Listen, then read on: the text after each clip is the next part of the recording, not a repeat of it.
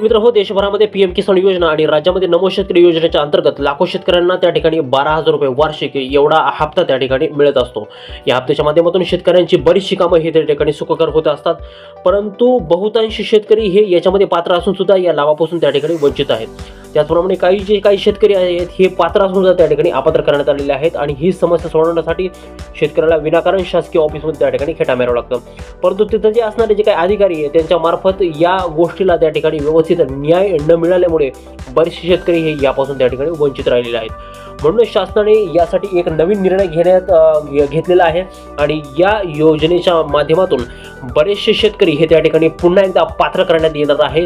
आणि हा जो काही निर्णय आहे हा 13 डिसेंबर 2024 रोजी त्या ठिकाणी घेण्यात आलेला आहे।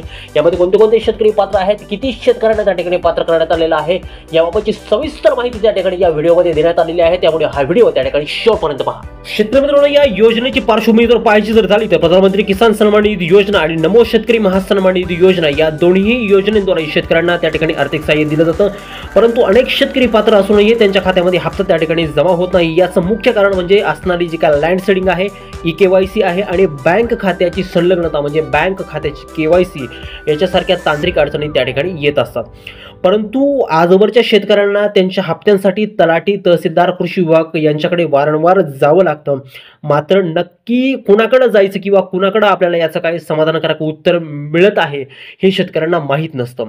आणि यामुळे जिल्हाधिकारी हे एकच नोडल ऑफिसर या ठिकाणी असल्यामुळे सामान्य शेतकऱ्यांना त्यांच्याशी संपर्क साधणं त्या ठिकाणी शक्य होत नव्हतं, त्यामुळे अनेक शेतकरी या हप्त्यापासून त्या ठिकाणी वंचित राहत होते। यामुळेच राज्य सरकारने या समस्येचं निराकरण करण्यासाठी 13 डिसेंबर 2024 रोजी एक महत्त्वपूर्ण GR काढलेला आहे आणि या अंतर्गत 411 नवीन मनुष्यबळाची त्या ठिकाणी नियुक्ती केली जाणार आहे। आणि ही जी काही नियुक्ती केली जाणार आहे ही तालुकावार असणार आहे। प्रत्येक तालुक्यामध्ये एक नोडल ऑफिसर आणि एक सहाय्यक कर्मचारी त्या ठिकाणी शेतकऱ्यांच्या मदतीसाठी त्या ठिकाणी नियुक्त केले जातील। आता हे जे काही नियुक्त केलेले जे काही तालुकावार नोडल ऑफिसर आहेत त्यांची कामं काय आहेत लक्षात घ्या। लाभार्थ्यांची ई-केवायसी तपासणं, त्यांचं बँक खातं आणि आधार सीडिंग जे काय आहे ती गोष्ट तपासणं, अपात्र लाभार्थ्यांना त्या ठिकाणी पात्र करणं, मयत लाभार्थ्यांची वारस नोंदणी करणं, त्या ठिकाणी त्यांना तांत्रिक अडचणी सोडून त्यांचा हप्ता त्यांच्या खात्यामध्ये व्यवस्थितरित्या जमा करणं, हेच काम प्रत्येक तालुक्यातील जे काही नोडल ऑफिसर आणि त्यांचे सहाय्यक कर्मचारी आहेत यांचं असणार आहे। मित्रांनो, आता जे काही नवीन अधिकारी त्या ठिकाणी अपॉइंट केलेले आहेत शासनाच्या माध्यमातून त्यांच्या मार्फत तुमचे सगळे प्रॉब्लेम त्या ठिकाणी सॉल्व्ह होतील। मग त्या ठिकाणी लँड सीडिंगचा प्रॉब्लेम असू द्या, त्या ठिकाणी केवायसीचा प्रॉब्लेम असू द्या, त्या ठिकाणी बँक टू आधार सीडिंगचा प्रॉब्लेम असू द्या, हे सगळे प्रॉब्लेम त्या ठिकाणी सॉल्व्ह केले जातील। त्यामुळे शेतकऱ्यांना कुठेही कृषी किंवा महसूल विभागाला आता हेलपाटे मारण्याची गरज नाही। प्रत्येक तालुक्यामध्ये नोडल ऑफिसर थेट शेतकऱ्यांच्या समस्याचे त्या ठिकाणी निराकरण करतील। पीएम किसान आणि नमो शेतकरी योजनेचा हप्ता यापुढे त्या ठिकाणी वेळेत तुमच्या खात्यामध्ये त्या ठिकाणी क्रेडिट केला जाईल।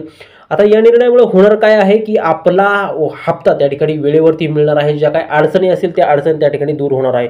विशेषतः ज्या काही टेक्निकल प्रॉब्लेम असतील किंवा तांत्रिक त्रुटी असतील ज्याच्यामुळे लाखो शेतकऱ्यांचा हप्ता त्या ठिकाणी रखडत होता, आता तो वेळेवरती त्या ठिकाणी मिळण्यासाठी या ठिकाणी शेतकऱ्यांना फायदा होणार आहे। तर शेतकरी मित्रांनो, ही माहिती तुमच्यासाठी उपयुक्त वाटली असेल तर व्हिडिओला लाईक करा, शेअर करा आणि अशाच महत्त्वाच्या अपडेटसाठी आमच्या चॅनलला सबस्क्राईब करणं विसरू नका।